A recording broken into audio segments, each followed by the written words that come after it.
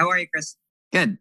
Good. So, quick question. So, I've been training for a long cycling race that's coming up in a couple months. Okay. And say it's going to be about 7 hours. And so, prior to the training or my days when I'm not training, I'm fairly ketogenic, I guess, in my eating approach.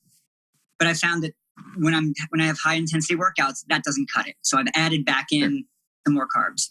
My question to you is, I've read a lot of literature about whether, maltodextrin, sucrose, fructose, and sucrose together, one of them is a better combination than the other. And my question to you is, is there one type of sugar that is better at getting through the gut than any other type of sugar? Is this in the context of during your workout or after your workout or before your workout? Definitely during the workout. So I'm trying to do, of course, is mimic as best as I can what I'm going to do during race day. Yeah. Without any surprises on race day. And so I want to train that way and see, what best works for me. But every company, of course, their literature says that their product is, of course, the best. Yeah. I unfortunately, I just have not done research into this in the context of while you're exercising. It just has not ever made it up to the top of my list of things to research. It's a great question. My suspicion is that you're probably going to want some fructose in there, but not a tremendous amount because you can surpass your gut's absorption limit. But yeah, what are the different options that you have? There's some that have super starch, which is its own thing, which I've read about, which supposedly has the highest osmolality, they say, so you can get more nutrients through the gut. You can have a higher concentration getting through the gut. Sucrose is supposed to be great, but it's super low osmolality, so you can't get more than, say, 4% through. And then, so a lot of companies will do a combination of sucrose, maltodextrin, dextrose, fructose. They'll just mix it all up. Do they put salt in? Some of them have an electrolyte base as part of it. I'm in the territory of totally guessing here. But I would think that the electrolyte base would be important because glucose absorption in the gut is salt dependent. Got it. But I wish I could offer you a better question, but it looks like that'll be a topic that I'll have to research more in the future. Okay. If you have some papers to look at or some products to link to, then maybe another time, send me them and I'll take a look at them when I can. All good. Appreciate it. Yep. Thanks, Ed.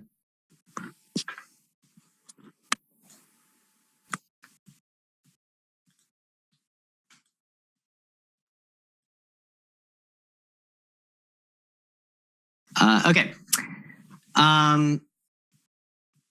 Anita says, Tiana adds, based on endurance racing experience, I'd check out Tailwind. Okay, I don't know if that helps you, Ed, but if you haven't checked out Tailwind, check out Tailwind. Thank you, Tiana. Anita Morgan says, what food supplements are good for developing muscle mass? Well, foods. So overwhelmingly, muscle mass is work out enough, eat enough protein, eat enough calories. So working out enough means 10 to 20. Probably for most people, what's sustainable is trying to hit 10 sets per muscle group per week. If you're really devoted to it, maybe going up to 20 is where you might get maximal advantage. And when we're talking about sets, we're talking about going up within 80% of failure. So, if you're doing a set that's 8 reps and you could have done 20, then that doesn't count. But if you're doing a set that's 8 reps and you would have failed at 10, then that does count. Ideally, you would mix them up in how in like 5 rep range, 10 rep range, 15 rep range, maybe split them equally across those ranges. But again, doing 5 reps when you could have done 6 is okay, but doing 5 when you could have done 15 is not. I think if you get that in, that's a huge thing right there. Then protein, you probably want to be up around 1 gram per pound of body weight, or per pound of target body weight, whatever you're looking, whatever your goal is to gain, set it that way. And then calories, you do need a caloric excess, but you don't want to get fat. So what I would recommend is to titrate the calories up. If you know where your weight's stable, add 100 calories a day and then track your progress. If you are gaining waist circumference, I know like this is a little bit harder when you're a woman because you're going to have more fluctuations in water weight and stuff. But I guess in terms of simple things to do to track your progress, waist circumference is valuable and looking in the mirror is valuable. In terms of better things, then if you can get an actual bod pod or DEXA scan, then that would give you more reliable information. There's a device called Sculpt where you can take, it's bioimpedance, I believe, but it's taking it at many different points where you take so much data that it actually becomes pretty accurate, but it's very time consuming. So anyway, take your choice of what you're going to use to track your progress. And if you're not gaining any fat, you can very slowly add your total calories. If you are gaining fat, you need to cut back on the calories, but you need to have a caloric excess to maximize your muscle gains. So that right there is 80, probably 90% of it. And anything else is probably completely pointless unless you are a very good athlete, in which case you're going to be looking for what's the next, like someone who's very close to their potential, who's at 90% at their potential is going to need everything in the book to figure out how to get from 90 to 91. Someone who's at 10% of their potential doesn't need to do anything. They just follow what I just said and they're going to be at 30% of their potential in like 2 weeks. So I think it depends where you are. If you haven't put on much muscle before and you're not a very, you're not well trained, meaning you've been at this for 5 or 10 years consistently, then I wouldn't do anything else.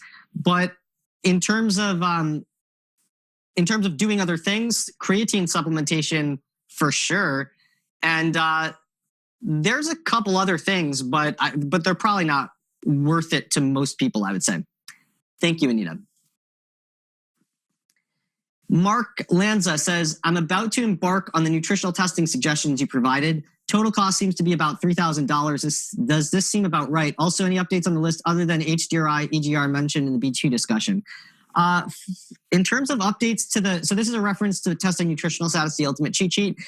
And he's talking about the comprehensive screening, which is used in the time-saving approach and the comprehensive approach, and is not used in the cost-saving approach for the reason that, that sounds about right. I mean, it probably would run you $2,000 or $3,000. I didn't tabulate up every test.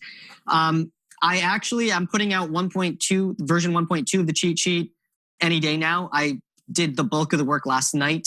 I'll probably do some more tonight. Maybe I'll finish it tonight. That will thoroughly update the riboflavin and niacin sections and a small update to the MTHFR protocol. Most of that was covered in the riboflavin podcast. And the niacin podcast is recorded. It's not done processing yet, but I did not change any of the testing recommendations in the niacin podcast. I did change some of the signs and symptoms and toxicity stuff. But in terms of testing, what I would say is if you're trying to save money, take out the stuff from HDRI across the board, except for niacin. For niacin, I really believe that the erythrocyte NAD and NADPH from HDRI, you're not going to get better than that. But there's a lot of things in there where there's a main markers that are really good in Genova or LabCorp or Quest, and then it's supplemented with HDRI. So I would say, with the exception of niacin, you could, if you wanted to cut down on the cost, I would take the HDRI test out of that. And I say that in part to save costs, and part just because I'm very on the fence about HDRI. There's a lot of things that I don't like about them as a company, but I rely on them for certain things because there's just no one else testing those. Probably $2,000 to $3,000. Probably you could save a significant amount of money by taking most of the HDRI tests out, but leave in the niacin one. Thanks, Mark. Kevin says, any thoughts on cod liver oil and Jigsaw Alaskan cod liver oil in particular, non-fermented? Good, bad, and not familiar with it. I can show you the label or the website. Yeah, Kevin, if you want to if you want to shoot the website into the chat, I'll take a look at it. I'm not familiar with this cod liver oil. My main criteria would be whether it has a good enough fat-soluble vitamin content. So if I'm looking at a cod liver oil, the basic things that I'm looking for are vitamin A, vitamin D, and omega-3 fatty acids. I don't want something that is not going to give me 3,000 IU of vitamin A, at least 1,000 IU of vitamin D, ideally a little bit more than that. But I probably want to get at least 1,000 IU of vitamin D from my cod liver oil. And I don't really care about getting more than, say, 250 milligrams of EPA and DHA per day. So I would just judge it against that. Some cod liver oils are really poor in those vitamins and some are very good. And then the other question is, are they natural? So I wouldn't say I'm 100% confident that you want necessarily them to be natural, but I'd prefer that they are natural. And a lot of cod liver oils take out the fat-soluble vitamins, then they process the oil, then they put synthetic vitamins back in. So let's see this. Okay, so they're comparing it to Rosita and Nordic Naturals. Looks like their EPA is a little higher. The DHA is a little higher than Rosita, a little lower than Nordic Naturals. The vitamin A looks considerably better than the rest of these. The vitamin D, none of them are that great in vitamin D.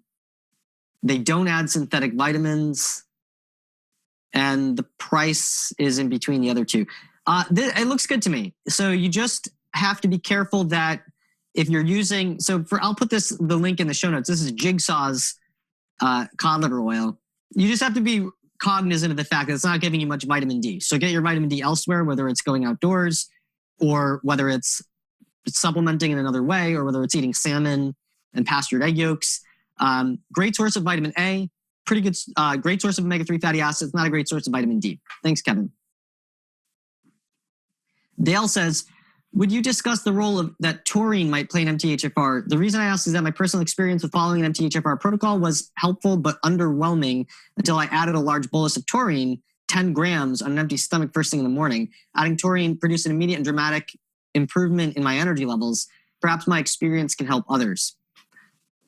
Well, Dale, my suggestion is that the taurine's doing something that's got nothing to do with the MTHFR. So I might be wrong about that. But off the top of my, and I have underappreciated taurine historically. I haven't done a lot of research on it. I should do more. But it's. I just don't think your energy was low because of MTHFR. I think your energy was low for other reasons. So what does taurine do? Well, one of the things that it does in very large amounts is that it makes bile salts, which are helpful for absorbing your fat-soluble vitamins and all the other fat-soluble things in your diet. So maybe the taurine was doing that. So it might have just been dramatically helping your digestion. So that's one thing. And then it also does have some neurotransmitter-like effects. Off the top of my head, I'm not well studied on it. I think some of those effects are GABA-like in nature. And I kind of doubt that would lead to a dramatic increase in your energy. Maybe it does. And then it's also playing a role in electrical conductance in the retina.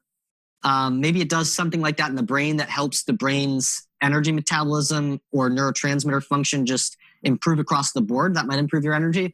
But I think whatever you experienced, although I can't explain it, I think it's not that it's missing from the MTHFR protocol. I think it's just that your problem was more related to taurine than it was to MTHFR. Thanks, Dale. Todd Becker says, can you speak to side effects from P5P, tinnitus, nightmares? Does it mobilize heavy metals? Is it the aldehydes? Well, the nightmares, I've never heard anyone say that, but what I can say is that, and to clarify for those who don't know, P5P is pyridoxal 5-phosphate. It is the active form of vitamin B6, and it is the form of vitamin B6 that you would get from animal foods, but it is different than the form of vitamin B6 that you would get from plant foods, which is pyridoxine. And the more expensive supplements of B6 are P5P, but the cheaper ones are pyridoxine, the form that's in plant foods. So she's asking about the P5P causing tinnitus and nightmares. The nightmares sound to me like they are similar to the intensity of dreams that is very widely reported with B6 supplementation. I do not know what causes that, but I do know that vitamin B6 is needed to make glutamate, and it's needed to make GABA, and it's going to be needed to make a number of neurotransmitters. So I suspect that you're probably just getting a big boost of certain neurotransmitters. Maybe it's glutamate. I just, off the top of my head, I don't know which neurotransmitters lead to that intensity of dreaming, or what would make the difference between intense and vivid non-nightmare dreams and nightmares. And to be honest, I'm kind of wondering right now whether that difference would be way more related to your subconscious than it would be to the P5P. In other words, maybe this is a very, maybe it's a very small dose of the effect that some people go after for therapeutic uses of psychedelics, in the sense that if you can really jack up your dreaming, you are in some way really digging into your subconscious. And just like some people might, and I'm not telling anyone to go out and use psychedelics therapeutically, I'm not advocating here, I'm just thinking about it out loud. Just like some people might have a bad trip on LSD, because even in a therapeutic context, because of certain things that they need to work through in their subconscious, then maybe P5P jacking up your dreaming is just the specific things that your brain needed to dream about were nightmarish. So that's one possibility. The tinnitus, clearly that indicates some kind of inflammation in the ear. I don't know. I do know that in pyridoxine responsive seizures, which is a very rare defect, all of the B6 gets kind of clogged up, stuck to an enzyme that does two things. One is that it leads to the accumulation of toxic aldehydes, but the other thing is it just depletes all the B6 in the body. So perhaps the P5P is being diverted into some kind of toxic effect like that. And that might explain both a need for the B6, but also why you could get some negative experiences from it.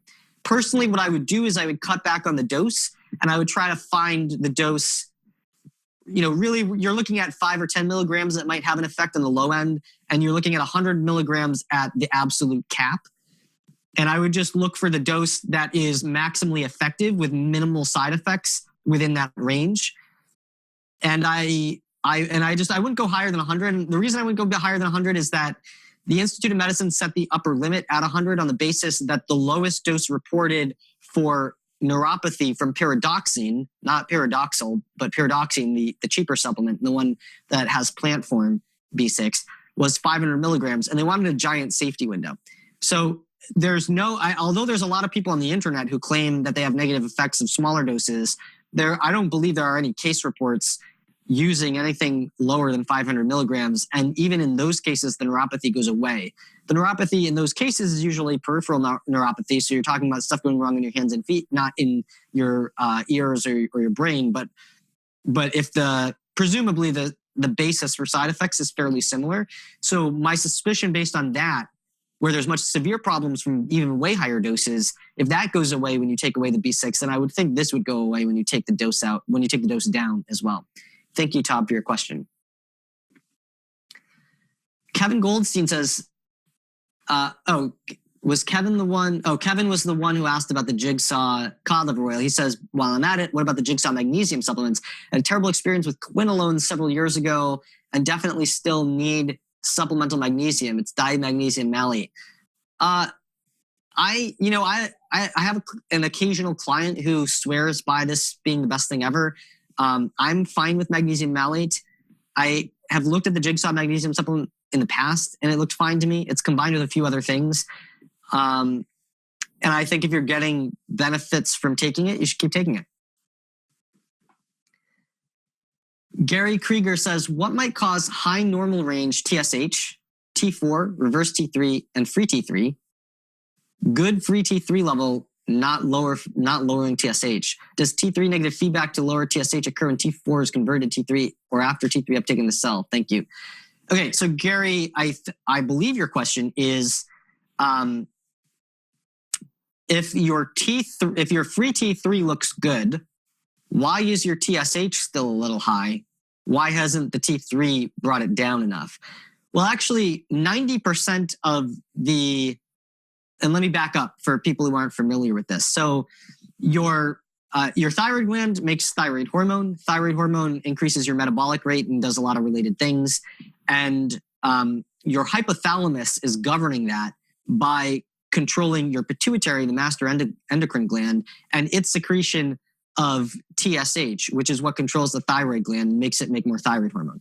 So the way that the feedback occurs is that the circulating T4 is inside the cells of the pituitary, converted to T3, and that is what suppresses the production of TSH, which is basically the pituitary is monitoring the thyroid hormone levels to know whether the thyroid has done its job. So if the pituitary, the master endocrine gland decides that the thyroid has done its job, it takes down TSH, the signal to make more thyroid hormone. So you really are not looking at whether the free T3 is suppressing the TSH. 90% of that suppression comes from circulating T4 that's converted to T3 inside the thyroid gland. So you really are looking at whether the T4 is on the high end of normal or not. And if it is on the high end of normal and the TSH is still a little high, then that to me indicates that, and it's not clear to me from your question whether the reverse T3 is on the high side of normal as well, or if you meant that they were all good, meaning the reverse T3 is low. So if your reverse T3 is on the higher end of normal, then that explains it. You basically have your brain telling your thyroid gland that it needs more thyroid hormone, but you have much of the rest of your body deciding that it's not in the position to carry out the effects on the metabolic rate that the thyroid hormone is demanding. And so it's converting the thyroid hormone into reverse T3, which is basically a thyroid antagonist. So if your reverse T3 is high, then I think you want to look at things like calorie intake, carb intake, and stress levels, because I think those are the main things that might make your body want to resist the signal of thyroid hormone by making the reverse T3. If the reverse T3 is good, meaning it's pretty low, then I think that means that there's something either in your brain, specifically in the hypothalamus, or in the pituitary, or somewhere in the combination, where they're just deciding that your body needs more thyroid hormone than you have. And my suspicion is that that's going to relate to how sensitive your cells are to the thyroid hormone. If your cells are somewhat resistant, and remember in the last AMA, this got brought up, and I talked about zinc deficiency and high free fatty acids being the primary things that are going to reduce sensitivity to thyroid hormone, or cellular uptake. So there's some indications that high free fatty acids might also decrease cellular uptake, but not much is known about what governs cellular uptake. And in fact, there are some genetic variations in cellular uptake. So if the thyroid hormone levels are high in your blood because they're not getting into the cells, then that could easily explain everything. It's just that your problem seems pretty moderate, because you're not saying that your thyroid hormones are sky high and your TSH is sky high. You're just saying everything's a little on the high side of normal. So it sounds like there's not a big problem, but that your body does want something somewhere. Your body is determining that you need a little bit more thyroid hormone. And so if you can address zinc, free fatty acids, and I would address zinc and free fatty acids as the top things.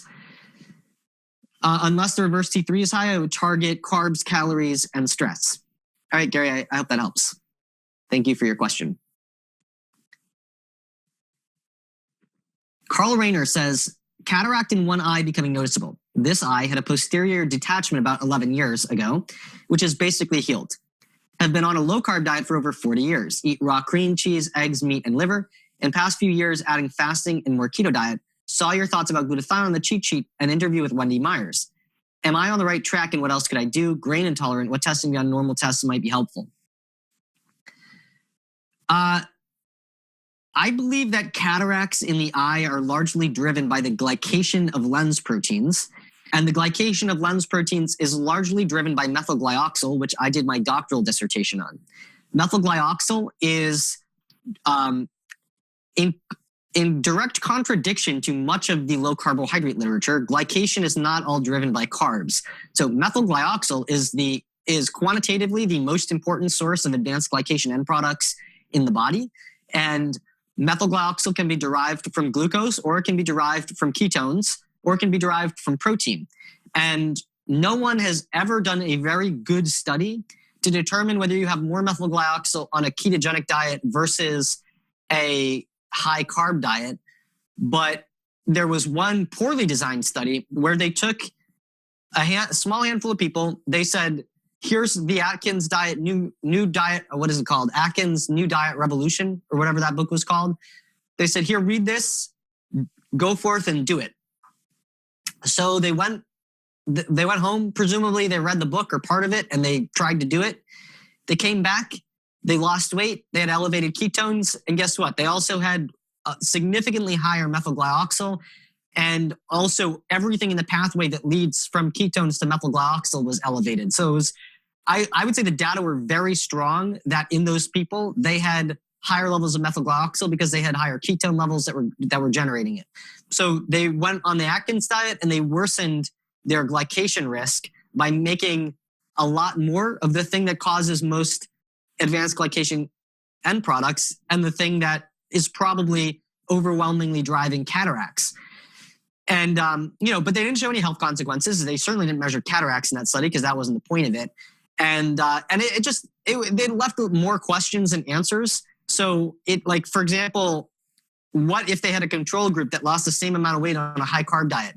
My suspicion is that methylglyoxal would have gone up during weight loss, but just not as much. I also think that if those people stabilized their new weight and then they worked carbs back into their diet, their methylglyoxal would go back down.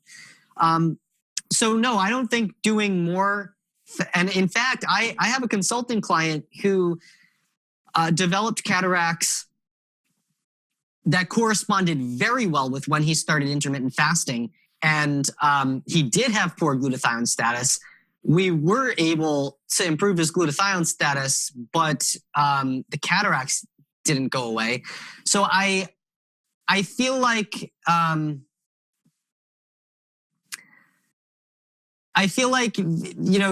you're probably. Todd Becker asked, how do you test methylglyoxal levels? You don't. You become a guinea pig in a lab who's doing a study on it. That's about it. So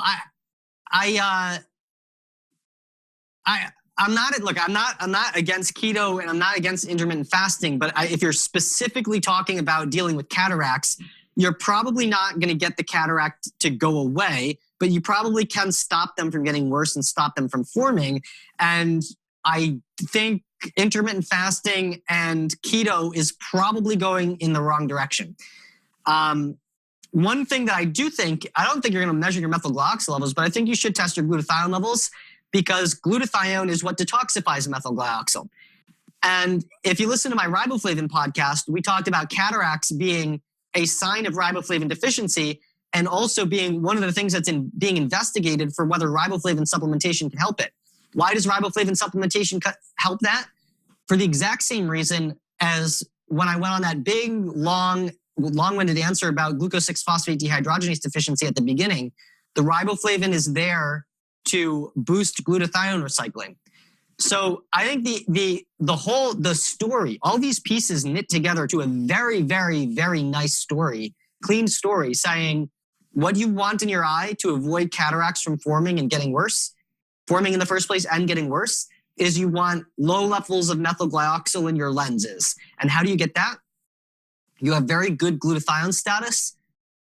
And the keto thing is a maybe. There's no maybe that maybe keto makes that better, but there's a maybe that maybe keto makes that worse. So you can't test the glutathione levels in your lens proteins, but you can test the glutathione levels in your blood. I would use the cheat sheet. In a very targeted way for everything that's relevant to your glutathione status. I would follow the recommendations in there about how to boost your glutathione status, and I would use your blood levels of glutathione as a metric. And rather than getting them in the normal range, I would try to get them as high within the normal range as you can, and titrate your approaches according to what works. So test it every couple of months. Make one very important change. Actually, follow all the steps in optimizing glutathione status right now, or all the ones you're willing to do. Follow them for 8 weeks, test glutathione status, get a baseline glutathione if you can, but 8 weeks of all my suggestions or whatever you're willing to do with them, retest the glutathione, see if it helped. If it helped, then tweak one thing at a time after that. Do that one thing very consistently and stably for 4 to 8 weeks, retest glutathione, and consider, whatever I said for glutathione, also consider maybe supplementing with high dose riboflavin in there. So maybe 100 milligrams or even maybe 100 milligrams of riboflavin at each meal. I would probably revise my glutathione recommendations in the cheat sheet to include that as a possibility. And optimize against glutathione, and consider riboflavin supplementation, and be very open-minded about the carbs, the keto, and the fasting, because those might be great for many things, but they're definitely not optimal for glutathione or methylglyoxal. Thanks, Carl. Scott Lapidus says, do you have any gut experts you can recommend? Chris Kresser and everyone in his office, Analia Camarasa and Tim Sharp. Thanks, Scott.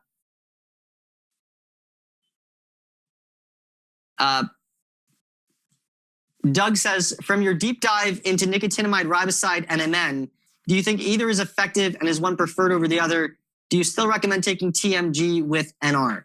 Yeah, so let me back up a little bit here. So these are all different forms of niacin, and in the anti-aging community, many people are taking nicotinamide riboside, which is NR, or nicotinamide mononucleotide, which is NMN.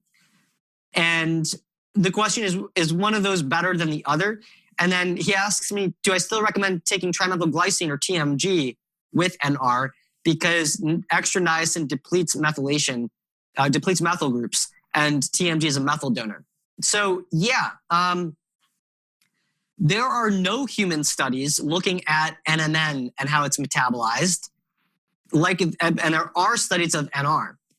No one has showed any positive benefits of supplementing NR in humans yet, but they haven't really done any long-term studies or looked at many things, and they really haven't looked at anything that I would really want to see for NR. They've looked at things like, glucose and lipids and other metrics of metabolic health. Doesn't really do anything for that. I know Charles Brenner is doing a study on fatty liver. I don't want to bet money on it. No, I would bet I'm not really a betting man, but I'd be willing to bet like $200 or $300 on 3-to-1 odds that he doesn't show the benefits on fatty liver that he's expecting to, because the overwhelming thing about fatty liver is methyl donors. And he's published 2 papers showing that nicotinamide riboside causes an extreme increase in methylated niacin metabolites, like extreme increase. So when they're feeding people 2,000 milligrams of nicotinamide riboside, I don't know what portion is being methylated and peed out in the urine, but I know it's very high. So this is what I would say. My strong suspicion is that NMN is not absorbed intact. It's broken down into NR, and it's absorbed intact as NR, while NR is just absorbed intact in NR. And I believe that both of those supplements are going to lead to NR getting into the liver. And so, I would use NR because there's more data on NR. And I wouldn't use NMN because there isn't any data on it. But it probably makes no difference at all, because they're probably both absorbed as NR. Maybe if your digestion is weaker, you're going to do better with NR than NMN, because you probably almost certainly are not absorbing NMN intact. And if you're not digesting it, then you're absorbing less of it. But probably for most people, it makes no difference. I believe that both of these are going to generate NAD levels in the liver much more effectively than nicotinic acid or niacinamide would, the 2 common niacin supplements that are available on the market now and have been taken for ages. I think it'll be better at boosting NAD levels in the liver. And I think that will allow the liver to nourish many other tissues in the body to get a better NAD response in those tissues. My suspicion is that this is going to have a positive effect for anti-aging, for cellular repair. I think it's probably going to have a lot of promise for mental effects in the brain, where there's high NAD turnover for neurotransmitter release. I think it's going to have probably real good effects in the gut, where there's high NAD turnover because the gut faces so much damage by just being forced to deal with everything that you put into your body, unlike everything after the gut, after absorption, which has really high quality control. And I think it's going to be great for skin issues. Peter Attia told me in our recording that his patients who are taking it, the one thing that people report positive benefits with is rosacea. I think anything in the skin is going to be great for nicotinamide riboside, and maybe NMN have a lot of promise just to improve cellular repair in the skin. And I don't know for sure, but I'm going to guess that maybe if there's another tissue after the brain, gut, and skin that have a lot of benefit, it's going to be the lungs. But that's a wild guess on my part. And so this is a bit speculative. It looks good in animals so far. I'm speculating that we're going to see these benefits if we do longer term studies in humans, but I think we will. In terms of the dose, I think when we get good data in humans, we're going to roll back the dose. I think 2,000 milligrams is just taxing the methyl supply too much. And most people are not consuming enough methyl donors in their diet to compensate for that. And so I think at some point we're going to, in 10 years, when we have a lot more data, we're going to say, let's pull the dose back to like 300 milligrams. I think that in order to maximally in order to get the best NAD response and to tax the methylation system the least, you want to take a smaller dose with every meal rather than taking a higher dose once. So I would take like 150 milligrams max at a meal. And if you're going to take 750 milligrams, I'd take 150 at each of 3 meals. If you want to take less than that, I'd you either use the powder or empty half of it out in a capsule. Take half the capsule, empty it out into your mouth with a meal. 150 milligram capsule to do that. It'll give you 75 milligrams. Take that 3 times a day. And then, there's no good test to really see whether it's doing anything for you. So you really have to judge it by your response. Are you getting tangible benefits from it? If so, then I think it's fine to keep it up. But yeah, I would take 100 milligrams of TMG for every 200 milligrams of nicotinamide riboside or nicotinamide mononucleotide. And I personally, I wouldn't use the NMN, I'd use the NR because there's more data on it. Thanks, Doug. Tiana says, do you know any differences in carbohydrate lipid metabolism in someone who has congenital adrenal hyperplasia? Tiana, I don't know anything about congenital adrenal hyperplasia right now. And let's see. So if their adrenal hormones are elevated, that's probably going to drive fatty acids into gluconeogenesis and is probably going to drive glucose into the brain and, let's see, probably going to drive glucose into the blood, the brain, and into the liver, and is probably going to make muscles and other tissues rely more on fatty acids. So I don't know if it's going to do anything to whole body. I don't know if it has any implications for whether you should eat high carb or low carb. And of course, I might, someone else who knows more about the condition might give a very different answer from me. Tiana clarifies lacking the enzyme to convert 7-hydroxyprogesterone into cortisol. Yeah. Okay. So maybe those effects aren't going to show up. I would have to study the condition better to know if it has any implications for lipid or carbohydrate choices. Sorry, Tiana, but thank you for your question. Anonymous says, is it good insurance to supplement minerals that are less studied like chromium, molybdenum, and boron, or do you think it's unlikely to be beneficial? I think most people don't get enough molybdenum. I think that's, it's not well studied, but I think if you don't eat legumes, you should probably supplement with molybdenum. And I think if you eat a diet that's high in animal protein and low in legumes, then you definitely should supplement molybdenum. I don't know about chromium and boron. I think it's, a low dose is probably a good idea just as extra insurance. But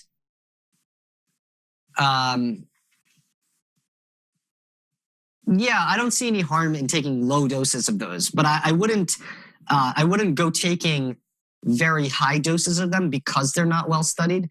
And I think eating a diverse diet and a high quality diet is probably the best way to get those lesser studied trace minerals in. Yeah. Thank you, Anonymous. Kevin says, I just had a blood test that showed high LDL, but it didn't differentiate between small and dense LDL particles and large and fluffy particles. What should I do? What test should I take to determine if I have a problem? So, I have very good friends and colleagues who would disagree with me on this, but I honestly think that most people, most of the time, can go with the total to HDL cholesterol ratio as a predictor of heart disease risk. I don't know if the science is really out there on picking which particle testing you should do. But I have not revisited that topic for a few years. I remember that there were a lot of different conflicts between the different labs. So I'm not too well versed on the different lab options for testing those. One thing that I would say is that when you're comparing small dense LDL and large fluffy LDL in terms of heart disease risk, those comparisons are controlling for LDL levels. So it's not like it's not like small dense LDL is harmful and large fluffy LDL is helpful. It's just that small dense LDL being high is more harmful than large fluffy LDL being high, if that makes sense. So I think there's a lot of options, and I think that if a simple ApoB test would be a fairly good metric to see whether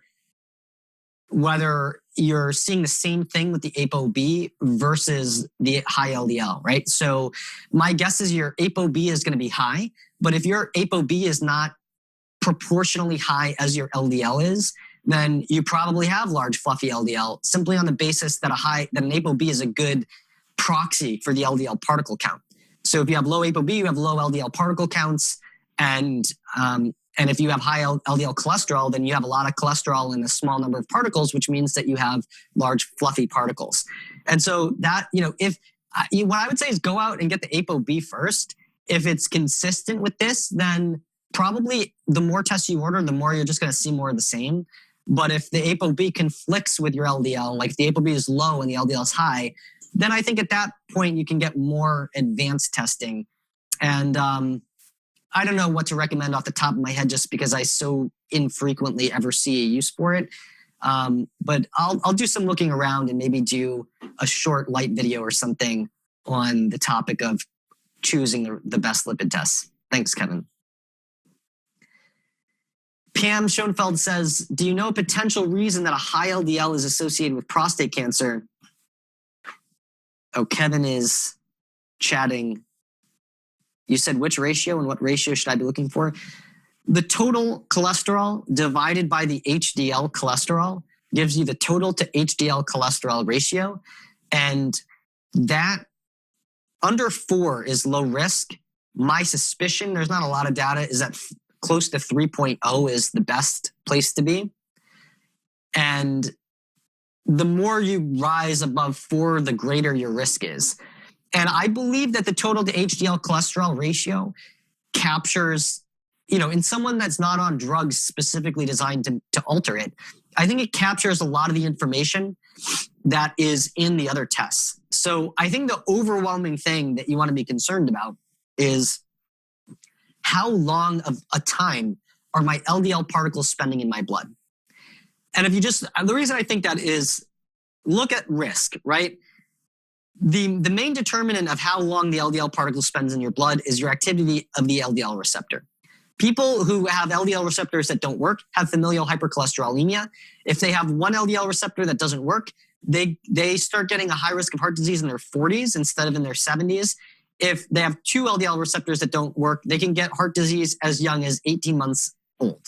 So that's one extreme. On the other side is PCSK9 defects. PCSK9 degrades the LDL receptor. PCSK9 therefore lengthens the amount of time that LDL particles spend in your blood. People who have defective PCSK9 can't degrade the LDL receptor, and so they have high LDL receptor activity, and the LDL spends very little time in their blood.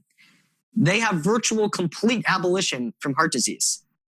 In the middle, we have people's cholesterol levels being not completely, but very much largely explained by how long does the LDL particle spend in their blood. And all the drugs that reduce the risk of heart disease do so by increasing the activity of the LDL receptor and making LDL spend less time in the blood. So what happens? So just across the spectrum, you could plant LDL receptor activity or LDL residence time, which is the length of time that LDL spends in the blood. You could plot that against heart disease risk, and you'd have a very, very perfect line that's just linear across all the activity, where the higher the LDL receptor activity, you get a dose-dependent decrease in the risk of heart disease up until the point where you have like genetically defective control over it that leads to maximal LDL receptor, and you have almost zero risk of heart disease. So I think you want high LDL receptor activity. So what happens when LDL spends a lot of time in the blood? Well, first of all, because LDL particles are going into the blood, but they're not coming out, the number of particles increases. So you have a high particle count, and you have high ApoB.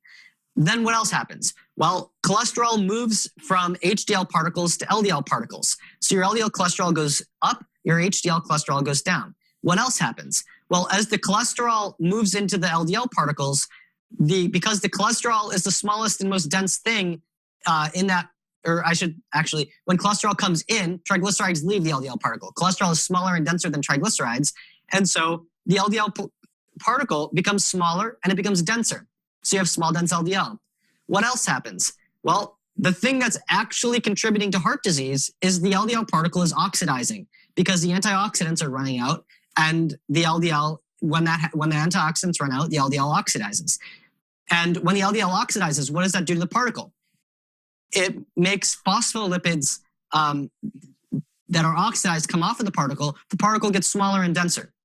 So literally every test that you could possibly get is telling you, I believe, the degree to which those tests correlate with heart disease is the degree to which they're giving you the same information, which is how long are the LDL particles spending in your blood, and therefore what is the oxidation risk? And it's the oxidation that causes heart disease.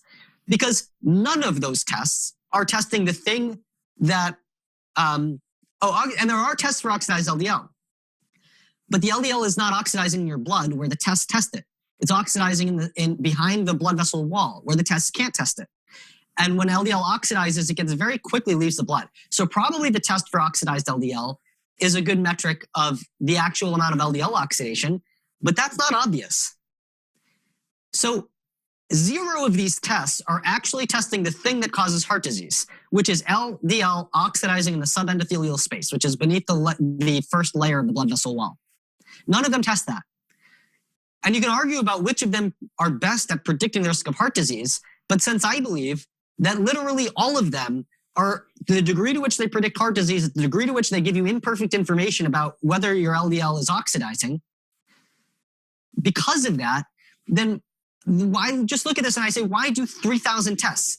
Why not just take something that's fairly well predictive? If everything about your health looks great, and if the things that you would do to control the total HDL cholesterol ratio are things that would hurt your health, then you want more information, right? Because the choice of what to do isn't obvious.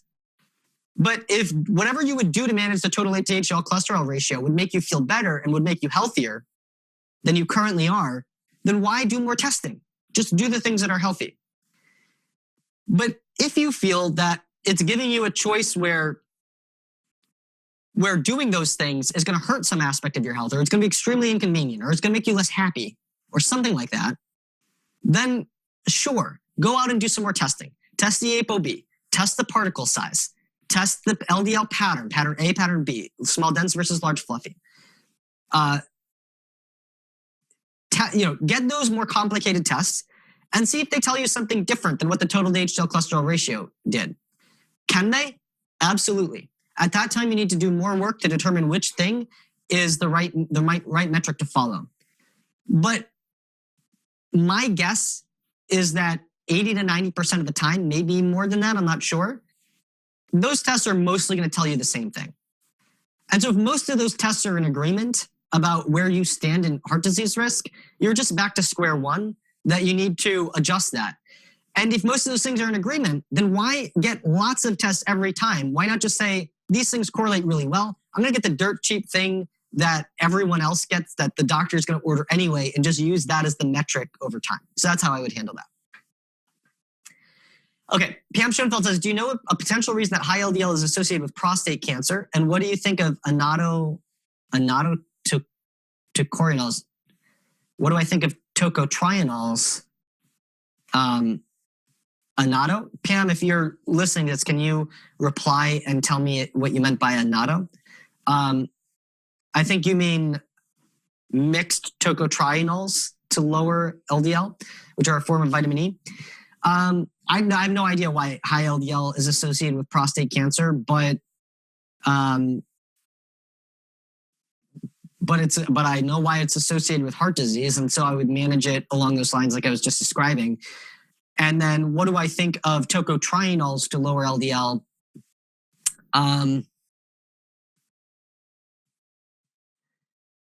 I don't know. I think there's some literature out there showing that they do so. But I would start with fat, carbohydrate, calories, overweight, and microbiome first, and then I would probably add psyllium husk if it doesn't cause GI distress. If psyllium husk causes GI distress, then I would try the tocotrienols, see if they work. If they do, then I think that should be a tool in the belt. But because I don't think that it's really normal to have, like physiologically normal to have high doses of tocotrienols floating around, I'm a little more skeptical about using them in that way for that reason.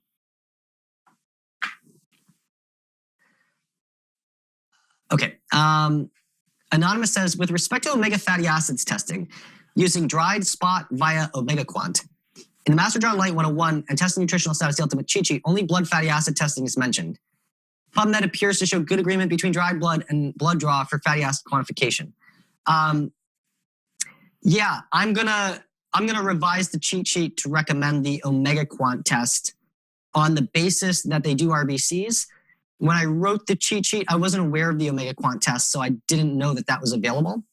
And actually, thank you for reminding me, because I did have it in mind to make that revision, and I might have otherwise forgotten to do so for version 1.2. So I'll try to get that into version 1.2. Doug Simpson says, what could cause all of the following to be low at the same time? Phenylalanine, tyrosine, tryptophan, glutamic acid, taurine, and threonine. Could a strict keto diet be a cause, or do you suspect vitamin and mineral deficiencies as a cause? What would I supplement to address the issue? Well, phenyl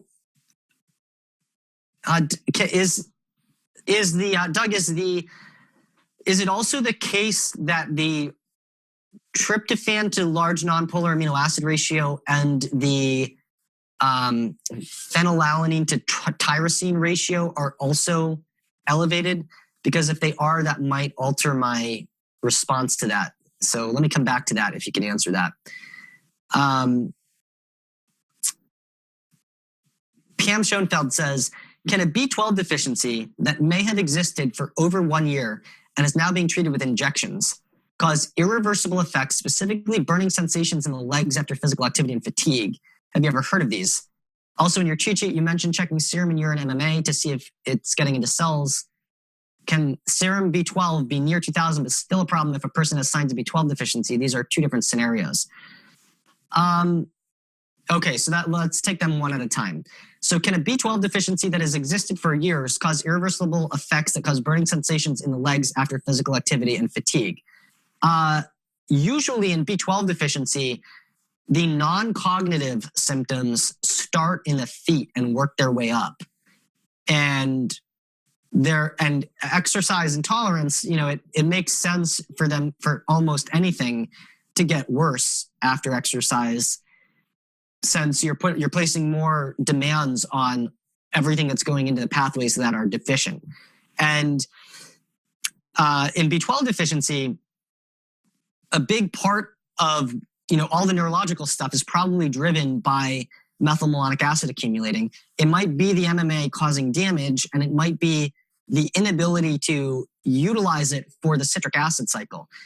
And the citric acid cycle is involved in energy. So if you have increased protein breakdown, you're going to generate more MMA, and you're going to demand more energy if you're exercising. So that would be a reason why it would get worse. The neurological degeneration can be irreversible. I don't know whether that specific thing is irreversible, but that's one of the reasons why we should be very proactive about B12 status, especially in anyone at risk, which is vegetarians, vegans, anyone over the age of 65, anyone who has H. pylori, which is 50% of people, and anyone who has peptic ulcers or any signs of gastritis. Like, everyone in those populations should be testing their B12 without any signs or symptoms of deficiency, in my opinion. And the reason is that because B12 deficiency causes irreversible nervous system damage. So I hope that can go away with time, but it might be irreversible. And then the second part of that question is, can the B12 be near 2000 but still be a problem if the person has signs of B12 deficiency? Yeah, that's why I would recommend looking at MMA. So I think, in the overwhelmingly vast majority of cases, the serum levels of B12 are probably going to be very good metrics of overall B12 status. Probably the ranges should be increased. So probably we should want everyone's to be near the top of the current range and maybe a little bit over that's used in the United States. But when you have people that have problems that are not, that you're willing to ask questions about, they might have atypical problems. So B12, there are genetic defects in B12 transport, and there are genetic defects in the enzyme that gets rid of methylmalonic acid, and there are genetic defects in activating B12 to adenosylcobalamin, which is needed to activate that enzyme. So I would go on the MMA, and if the MMA is high, that person has a problem no matter what the B12 level says. And it might not be a nutritional B12 problem. It could be a metabolic B12 problem.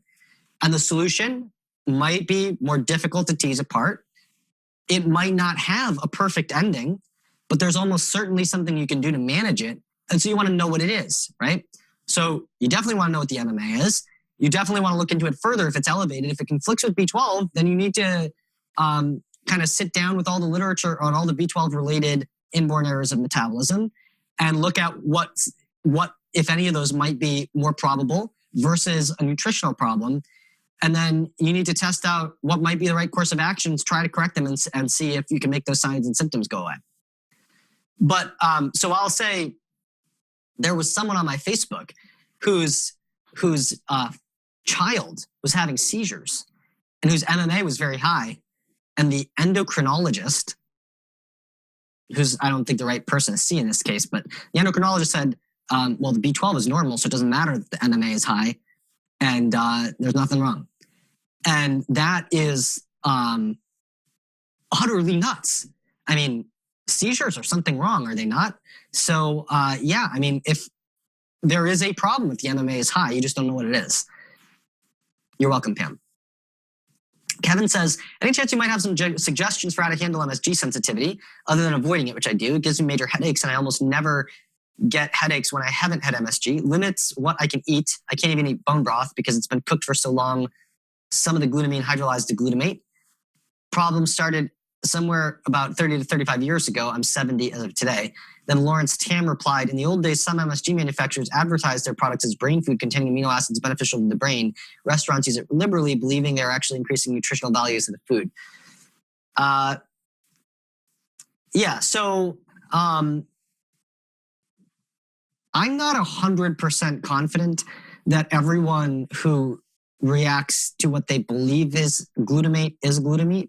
A lot of the foods that are high in glutamate are also high in GABA, and they can have a weird response to the GABA.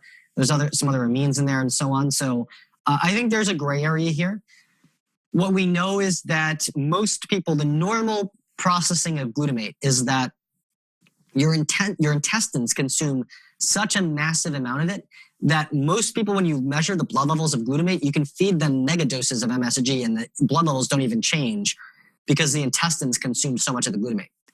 Then if the blood levels do rise, the glutamate will cross the blood-brain barrier, but it will be pumped back into the blood so fast that there's no net crossing of the glutamate into the brain, providing that your electrolytes are well balanced and that your energy metabolism is on point.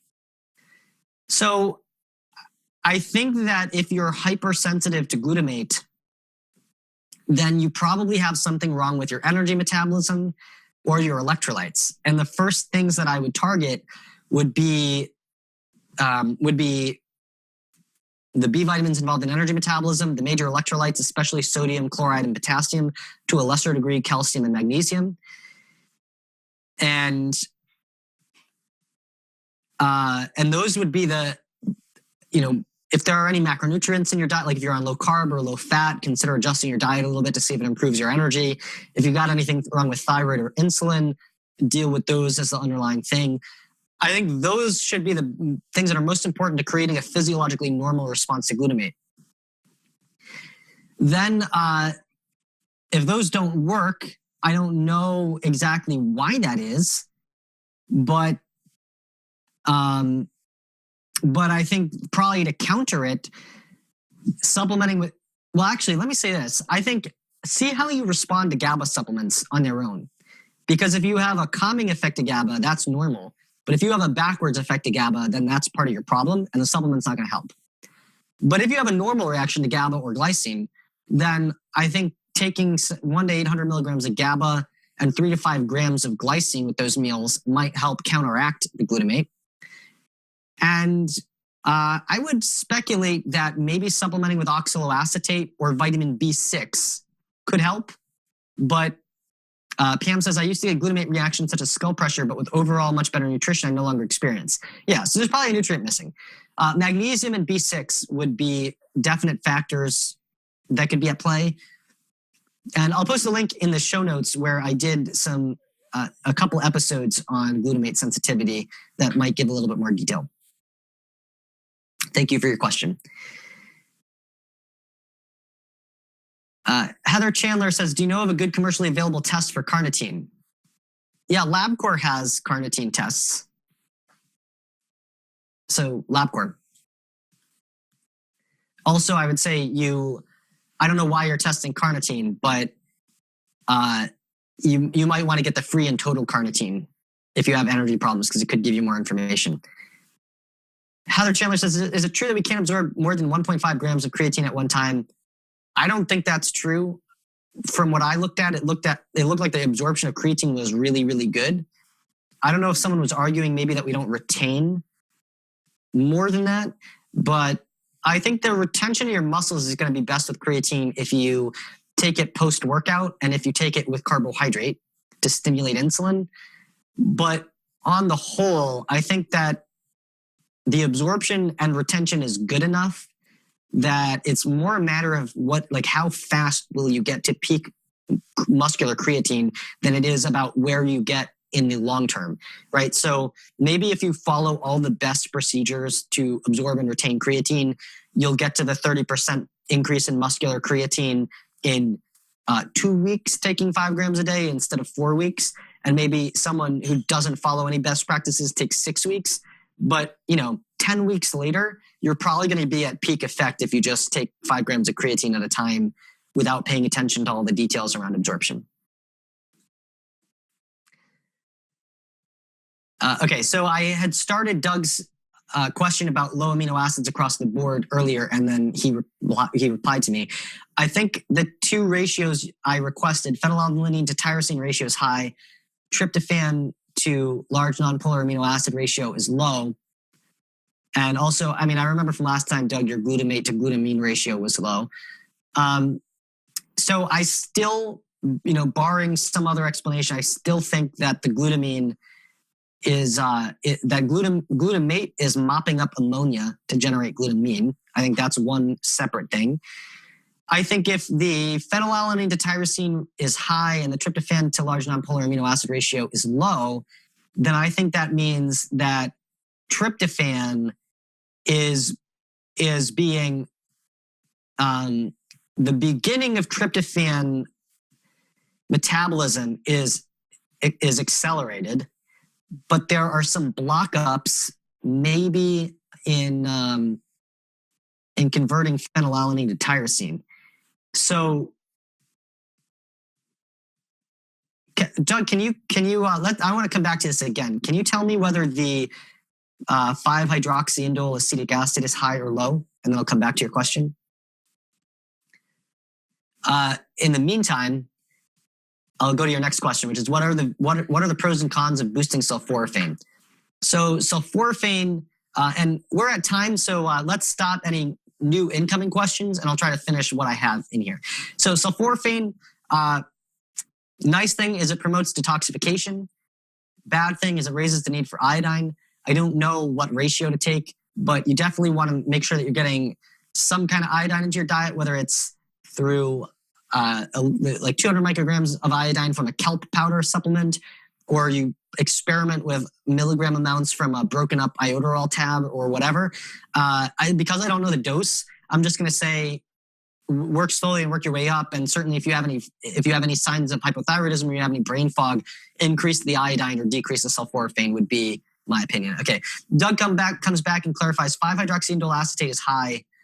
Okay, so your tryptophan is low because you are making a lot of serotonin, turning it into a lot of serotonin. And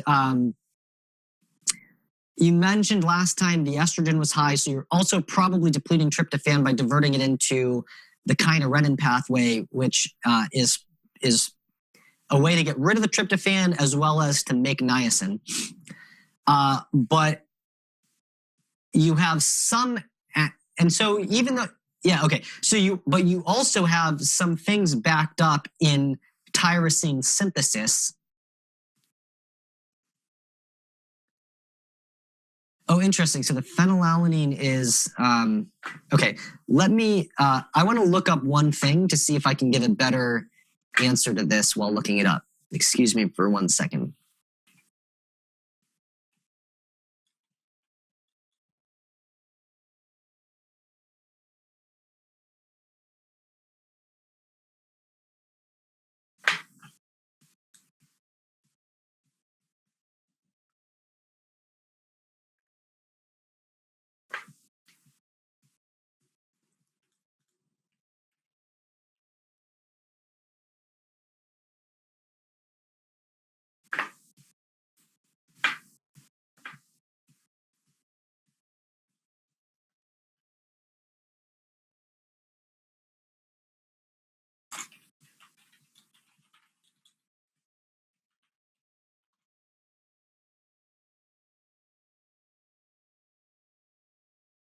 All right, I'm just trying to look up an extra point about tryptophan metabolism that I can't remember off the top of my head. Okay, so I'm probably not going to get to it in a time efficient manner. So let me just say this. I don't think, okay, so my overall judgment on this is not a result of low protein. This is a result of several different aspects of metabolism. The strict keto diet might be raising your ammonia because ketones, their excretion into the urine requires an equimolar excretion of ammonia for acid-base balance, meaning that for every molecule of ketone that you put into your urine, you have to put a molecule of ammonia there. So you probably have a metabolic response that's raising ammonia. And, even though I would think you would be actually breaking down glutamine to get that ammonia, Yeah, you know what? I'm sorry, but I think more than that is going on. So I think if it were only the case that your ketones were putting one ammonia into your urine for every ketone that goes into your urine, which does happen. If that were the only thing happening, I would think it'd be breaking down glutamine to make that happen. And yet it sounds like glutamate is mopping up ammonia to make glutamine. So it sounds like you have more ammonia than what you would need for that purpose. And that would also be consistent with having tryptophan being degraded into the kynurenine pathway, which we talked about last time. So you might be eating too much protein, or you just might be putting way too much demand for gluconeogenesis on your body, and that's generating the ammonia. So I'd look at your protein and carbohydrate intake. If you're eating like 10 grams of carbs per day, then I think you want to eat more than that, and that's your overwhelming thing there. If you're eating like 2 grams of protein per pound of body weight, which you're probably not doing on keto, but if you were, then I would say lower your protein. My guess is protein is not your problem. Your carb is just way too low, that you're putting way too much stress on your body for gluconeogenesis, and that's that. I'm not sure what seems to be messing with your phenylalanine and tyrosine ratio right now, but I think you are definitely overproducing serotonin, and I'm not sure why, but serotonin is a response to stress, and demand for gluconeogenesis is a stress. So my suspicion is that a lot of these things might be improved if you simply bring the carbohydrate up. So I would think about why you are keto and what you're getting out of it, and then make the decision to increase carbs that is measured against what your goals are. So for example, if you're trying to maintain a certain millimolar BHB because that's giving you neurological benefits, then you have to increase carbs in that context and make sure you maintain ketone levels up. If you're trying to lose weight or something like that, then there's 1,000 other ways to do that, and maybe you can increase the carbs a lot more than that.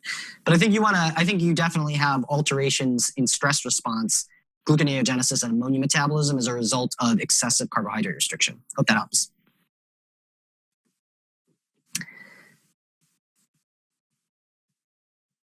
All right, Anonymous says, high linoleic acid, low arachidonic acid, and DGLA on a fatty acid test seems to suggest lack of activity in the delta-6 desaturase enzyme.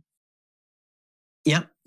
Given a diet already rich in liver and egg yolks and fairly low in LA, can you give any suggestions for increasing delta-6 desaturase activity? Yeah, I mean, I don't know that increasing your delta-6 desaturase activity is the top thing. So there's a bunch of nutrients involved in that. So many that you basically just need to do a comprehensive nutritional screening for whether something's missing there. And you might just have low activity by genetics. So it's probably not worth solving that problem. The big governor, though, is going to be if you have insulin resistance or you have low insulin levels from chronic carbohydrate restriction, that might increase it. But you also look at your inflammation, because you might have some of the higher fatty acids being depleted from inflammation or oxidative stress. But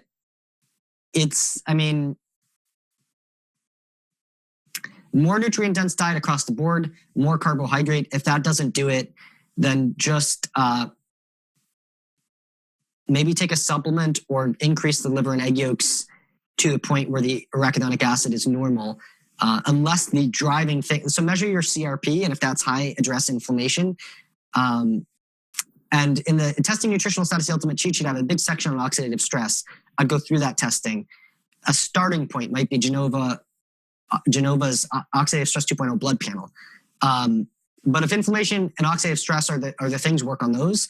If those aren't issues, then more nutrient density across the board, fix any nutrient deficiencies you find, increase carbohydrate if you're on low carb. And if none of those things work, then just increase the arachidonic acid level in your diet. Anonymous says, what can be done nutritionally to specifically improve antiviral immunity? Certainly the fat-soluble vitamins, vitamins A and D, both important. Lauric acid as a fat, so coconut oil might be a good fat choice for the fat in your diet.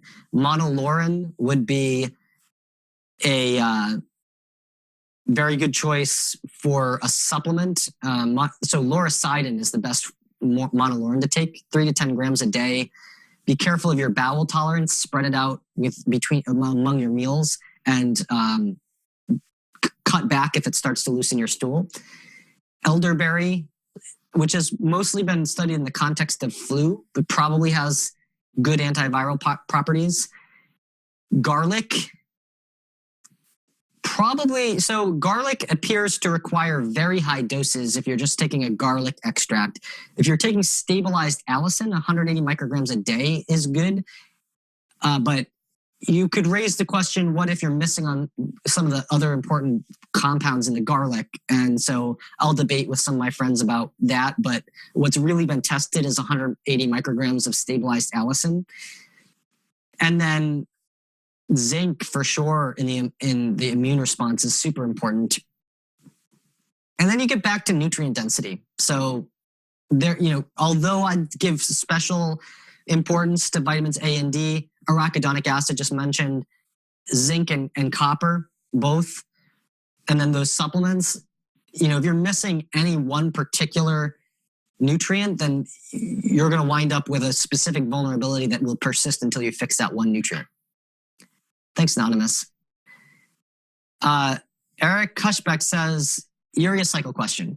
High arginine, high ornithine, normal citrulline, very low aspartate, low glutamate, mid-range normal glutamine, all measured on LabCorp plasma amino acids, normal orotic acid on organic acids test.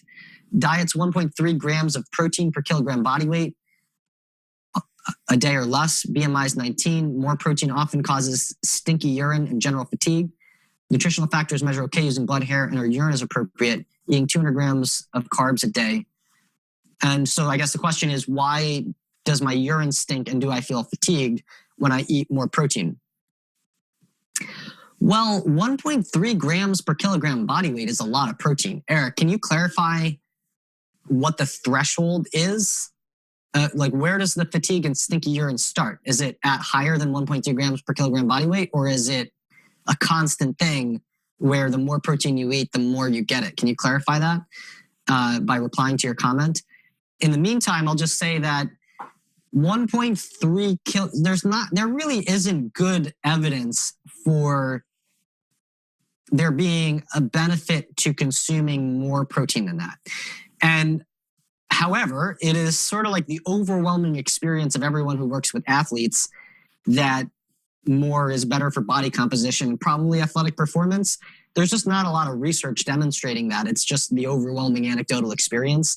So, you go to a conference at someone who,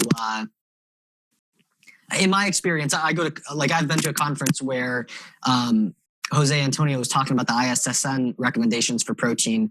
And he was like, but everyone who wrote that position paper thinks that athletes should get more. It's just as a comment on the side, So the anecdotal thoughts in the athletic sphere are more protein is better. Oh yeah. So you're interesting. Your body weight is.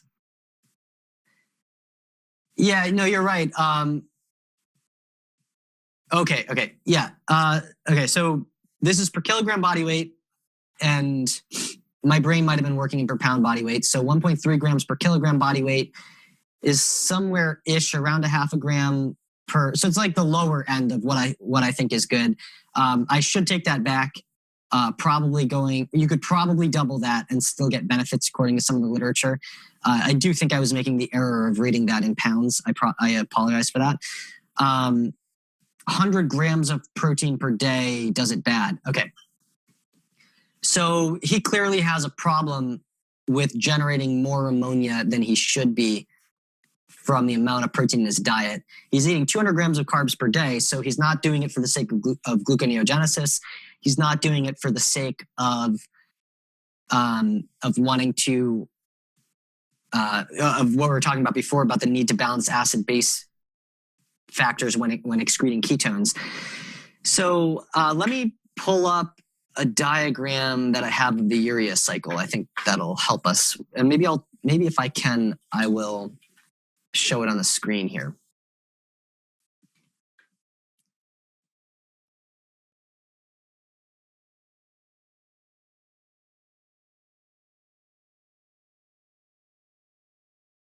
Keep this. Oh, here it is. Okay, let me see. How do I share my screen? So I'll share this. And then, all right, hopefully everyone can see my screen here.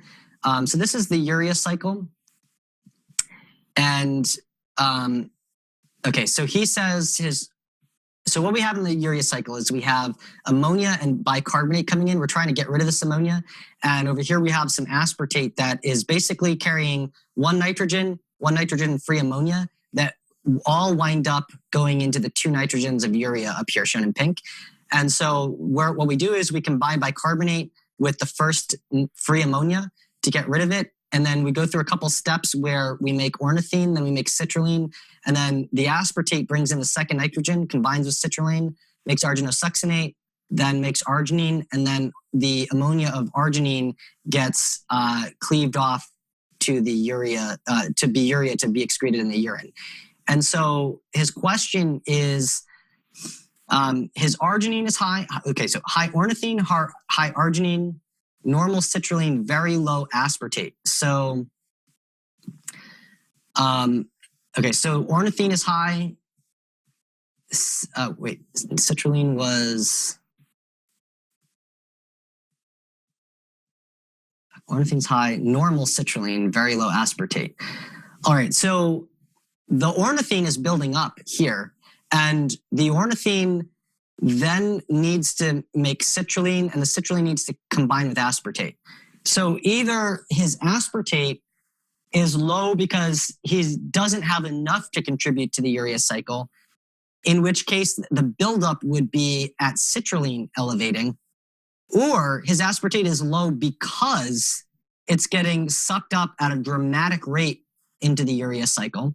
And it sounds to me like the latter is the case because his ornithine is high and his citrulline is normal, right? So you're starting off with high ornithine that should generate high citrulline. And if the aspartate's there, the citrulline should be super, super high. If the aspartate's not there.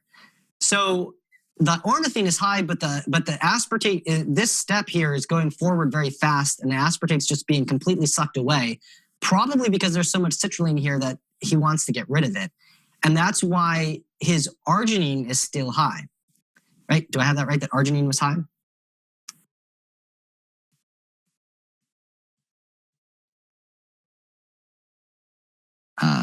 Yeah, high arginine, okay.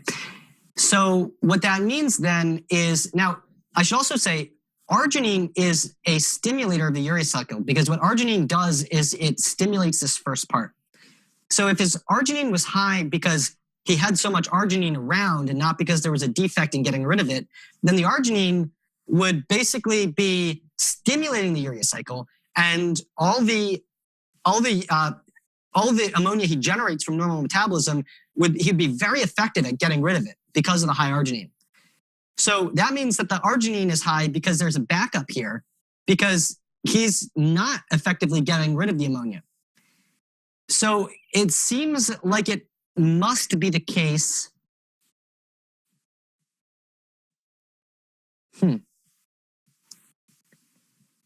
It's my guess, and I would have to sit down with this and with the data to be really, really sure.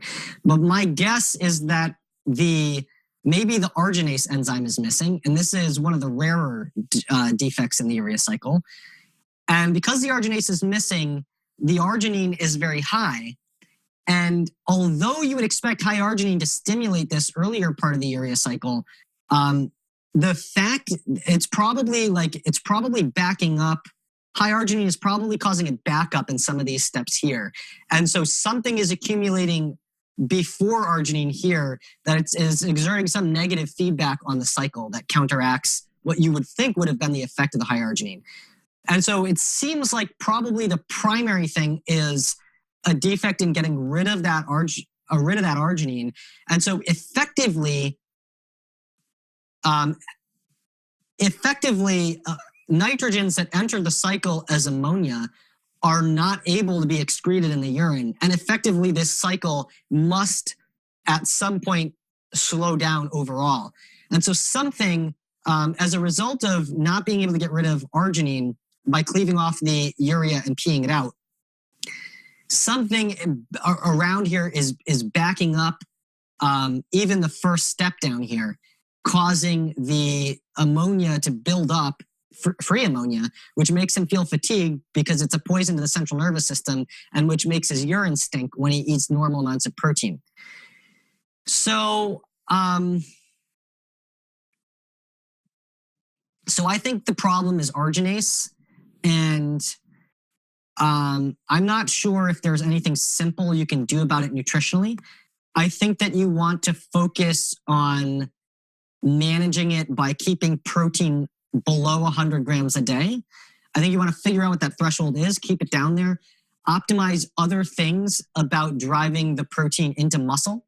So anything that you can do to maximize the anabolic activity of your muscle is going to drive the protein into the muscle and prevent it from being broken down for energy, which is what's giving off this ammonia.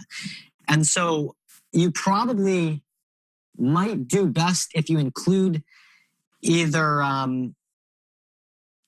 like HMB, or which stimulates anabolic synthesis, or just doing the right workouts. Maybe even an amino acid mixture that is optimized for the exact ratios to maximize efficiency of muscle intake. I don't remember the name of it. I'll link to one in the show notes. It's called MAP or something like that. Might help. And you should probably go to someone to get this checked out, like a geneticist, because you probably do have a urea cycle defect. And my first guess right now is it's arginase, but I'm not a doctor. I can't diagnose anything like that. And so, yeah, those are my initial thoughts. All right, Anonymous says, I've read that supplemental vitamin E has been shown to have a negative impact on individuals with this specific polymorphism by raising levels of pro-inflammatory cytokines in the blood. Do you have a view on this? Forgot to add that SNP is in the glutathione transferase polymorphism. No, I just haven't. Oh, I didn't realize that my screen was still sharing. I'm sorry. No, I just haven't. I haven't looked into that because I think that the vitamin E supplements that people take are too high dose, and that people shouldn't be taking 1 to 400 IU of vitamin E a day. And so my guess is those studies were done with the standard high doses that people are using, but I don't think anyone should be taking. And so it just never came up as an interesting topic to me.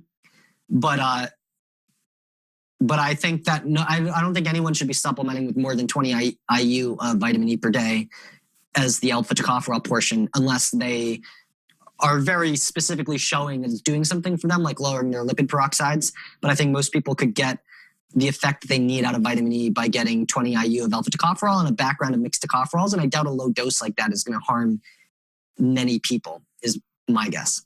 And I doubt the studies on that have addressed it, the dose issue. Will the transcript be available for the AMA? Yeah, transcript is done. I'm proofreading it. Usually I have other people doing the proofreading, but I just have been generating too much content. So I got people that are making the transcripts tied up with that and with the 2-part niacin series that I'm going to give out for you guys as soon as the transcripts are done. Niacin podcast is 3.5 hours long. So it's being broken into 2 parts, but you should get both parts soon. And probably the AMA transcript from last time will be up tonight.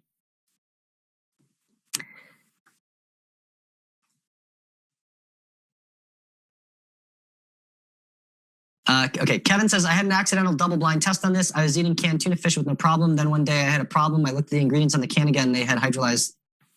Oh, Kevin's following up on the glutamate thing, I think.